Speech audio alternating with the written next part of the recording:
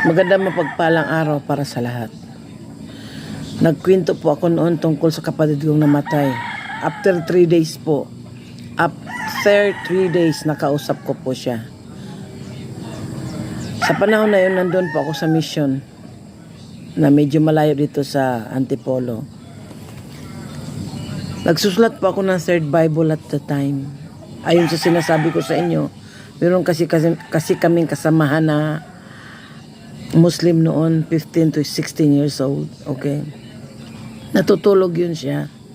Habang nagsusulat ako ng third Bible, may tumatawag sa akin. Sabi ng tawag, Daday. Daday? Wala naman po ibang tumatawag sa akin kundi ang pamilya ko lang. Dahil nga po, hindi lang naman ito isang beses nangyayari sa akin, kundi kung sino pa yung namatay noong unang panahon. Hindi ko po sila tinatawag, magkaliwanagan po tayo dyan. Nung tumawag siya ng Daday, lumapit ako. Kasi hindi na ako bago sa mga ganyan. Lumapit ako doon sa natutulog. Pero yung natutulog na yun, hindi rin niya alam yun. Paglapit ko, sabi ko, Dong, yumungo siya. Tapos sabi ko, Dong, bakit? Alam mo ang sabi kaagad niya sa akin,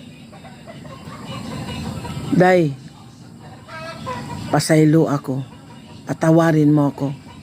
Pero ang word niya Bisaya siyempre, pasaylo ako, Day. Nga naman Dong, kay wala ko mutuon mo.